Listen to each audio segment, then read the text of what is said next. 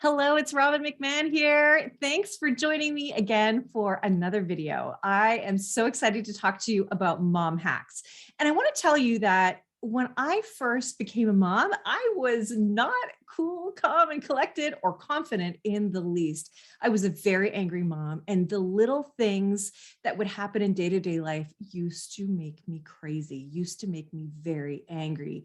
And it wasn't until I found the world of peaceful parenting and learning how really why my kids act the way they do, and also how I can show up differently, that I was finally able to get the cooperation from my kids that I wanted. I got them to listen to me, and I was able to build my connection with them because I wasn't fighting with them or having battles with them over things that didn't really matter, things that I didn't want to waste my energy doing. So I am starting a series of mom hacks, hacks that will just help you with day-to-day frustrations and help you in a quick and tangible way. These are the kinds of things that I teach my clients all the time and really help them work through so that they can get the results that they want. They can have more confidence in their parenting, they can show up more calm, and have that connected relationship that they want with their kids. And kids feel safe, they feel happy, and they naturally want to cooperate more when we show up differently. So I want to talk to you about getting out the door on time. This is one of the biggest things that people ask me about. They are frustrated with it, and I totally get it. I was the same. In fact, I used to ignore my neighbors whose backyard was right where my garage is. I used to ignore them and I used to hide from them because I thought for sure they thought I was the worst person in the world, because every time they were out in their backyard, I was yelling at my kids in the garage. I was yelling at them to get going and get in the car. We're going to leave without you. And why didn't you grab your jacket? Or how come you forgot your backpack and all this stuff, right? And I was so embarrassed. But I learned a better way. So I'm going to share that with you now. So the first thing that I want you to think about and just sort of notice is, how do you feel about being late? If you are late for whether it's work in the morning, and let's say this is a typical school day. If you're working, how do you feel about being late for work? How do you feel about your kids being late for school? How do you feel about being late in general? A lot of us actually have like a story we tell ourselves about it, right? We will say, well, I can't be late. And then I'll ask, well, why can't you be late? Oh, just because I can't. And then I'll say, okay, well, why can't you? Like, let's talk more. And usually it's something that is ingrained in the person. It's something that's ingrained in us, that being late is disrespectful. Being late is unacceptable, right? It shows that maybe you're unorganized or that you don't care. Well, okay, I understand that. I don't really like being late either. I'm usually right on time. I'm not early, and sometimes I'm a little late, but I'm usually right on time. And here's the thing. If you were late for work every once in a while, what would actually happen? Most of the time when I ask this question, people say, oh, nothing really. It wouldn't really be a big deal. Okay, well, good. So let's make sure we are aware of that. And when I ask, what happens if your kids are late? Well, nothing. They just have to go sign in at the office and they need a slip and they go in. Right. But what happens is we tell ourselves a story about it. We say, oh, well, at work, they're going to think I'm not reliable. At work, they're going to give me side eye, or they're going to judge me or whatever. Or at school, I think the teacher's going to think I'm a bad mom, or they think that, I'm disorganized. But what we need to do is we need to release that. We need to let that go, because sometimes we just need to be late. And the reason why you want to let that go is because those stories are causing you stress and anxiety. And guess what? When you're stressed, your kids are stressed. And when they are stressed, they don't focus as well. They can't cooperate as well. And it leads to behavior that you want to change. It leads to behavior you don't like. So it's in your best interest to really make a note of and notice how you feel about being late in the first place. All right. Because oftentimes it's fear driving us, it's anxiety driving us. And if we just slow down and leave the anxiety behind and just be in the moment, we'll actually be just as fast as if we weren't rushing, if we weren't so stressed. All right. So that's one. The second is in the morning, and this might not be the most popular thing that I say. I think that me hearing this, even to my old self when my kids are really young, is for us to get up early, for us to get up first and get ourselves organized first. That's really where we often go wrong. And I know that's not easy. I know you're tired. I know you are. I know sometimes you have little visitors in the middle of the night and you don't get as much sleep as you need. And you might, once they go to bed, go back to work, or you might be getting housework done or whatever it is that you're doing. You might just be tired, and that might be hard. And I get it. I really, really get it. And it is one of the things you can do to pave the road to success. So get yourself ready first and get yourself organized too. What do you need to have ready for when the kids are up? Do you want to pre-make breakfast? Are you pre-making lunches for them? Make sure that their shoes and their jackets are ready to go, because you're going to need them to get their shoes and jackets on. We don't want to get stuck in a place where we don't know where anything is and we can't find stuff, right? The more in control we can be, the more we can be in the moment with our kids. And the reason why I want you to get ready first and have all of your stuff done is because our kids need us. They need our presence. And there is a concept where they need us to sometimes just be with them in order to do a task. So that means I'm just going to come with you into the bathroom while you brush your teeth, because you just need me to be there. And don't forget, our kids are super distracted and distractible.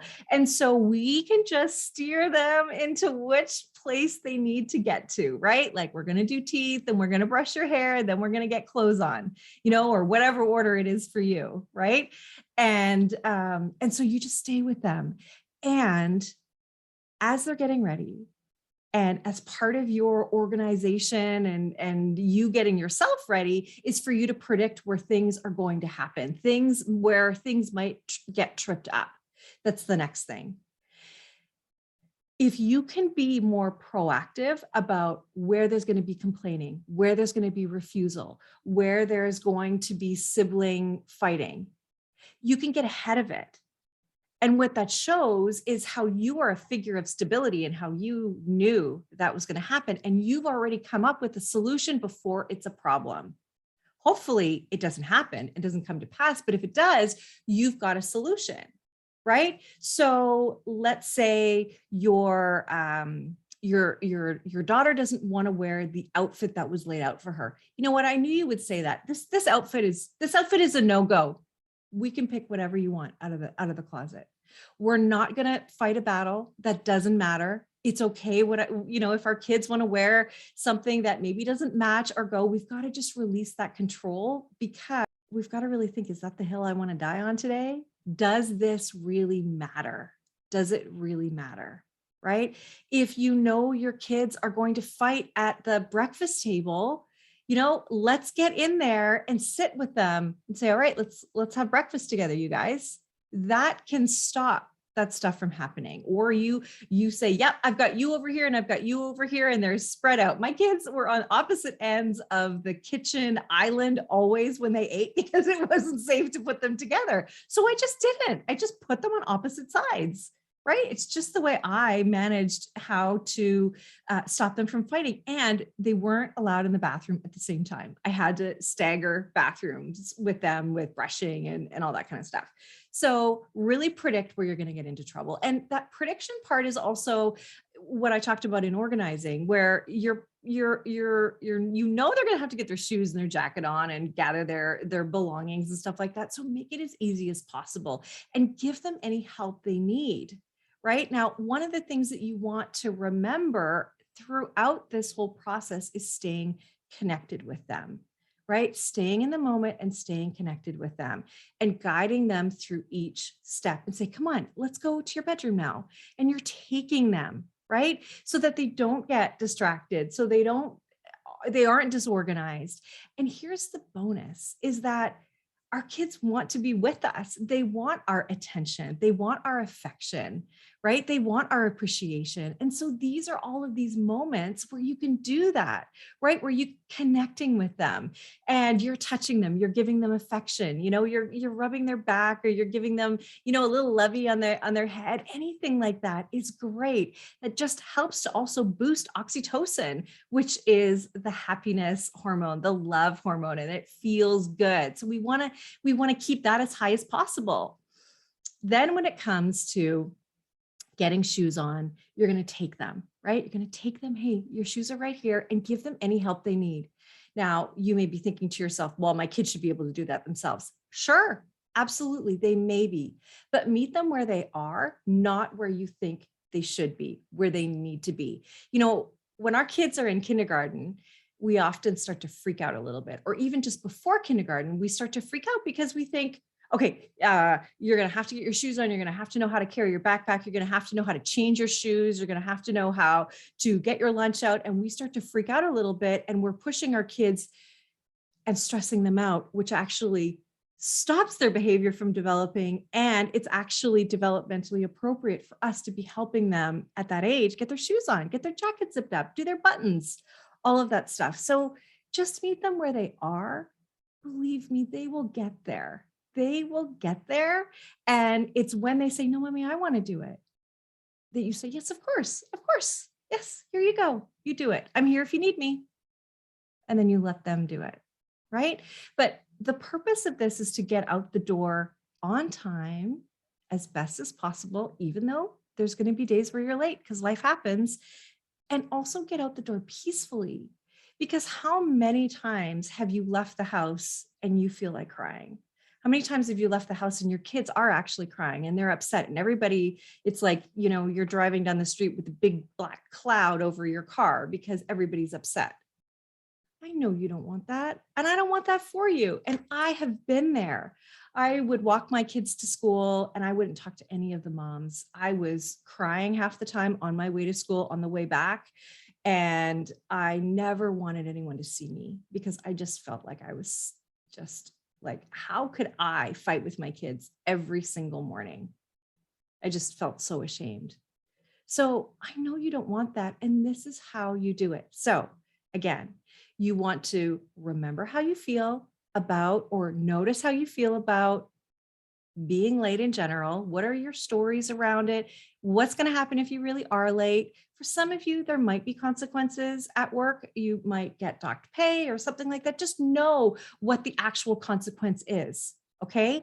Then you're getting yourself organized first, whatever you need to get organized, whether it's breakfast, their lunches, their shoes, their jackets, yourself, all of that gets done first. Then you are going to stay with your kids to get them ready. You're going to do the best you can. I call it kind of like running a tight ship. We're going to run a tight ship. We're going to get you in the bathroom to brush your teeth. You are here with your clothes. You're going back and forth. Like, you are there to connect with them, to stay with them, and to love on them as you're going through all of this. Then you are, of course, throughout this whole time, predicting where things might go wrong, coming up with a solution ahead of time, and then you are just going to have the things ready that you need to have ready. So just to quickly recap, notice how you feel about being late. What are the actual consequences to being late? Not the story you're telling yourself, not what you think might happen, but what actually will happen. Most people have grace for you if you're late, especially when you have littles, right? People are very understanding because most of the time they've been there too. Then I want you to get yourself ready first and really organize yourself, right? Get what needs to be organized because you will be so happy. I know you're tired, but this makes you feel good. When things go well, it actually makes you feel like the parent you always wanted to be. It feels great. And that has a ripple effect, right? We're getting ourselves organized. We're not getting dressed and ready. When our kids are getting dressed and ready, we are going to be with them, connect with them every step of the way because they need us to. We're going to meet them where they are, not where we think they should be, give them any help they need. And of course, one of the most important parts is to predict where things will go wrong. and have a solution ahead of time. That makes you such an in charge parent and really helps our kids lean into us because they know that we've got them. For us to have an answer before it's even a problem just shows that like, wow, like mom's on it, right? And our kids love that because it means they don't have to hustle to get their needs met, that we've already figured it out. So it's kind of magic. It's really, really good to do. And it feels amazing. So I want to invite you to do all of that.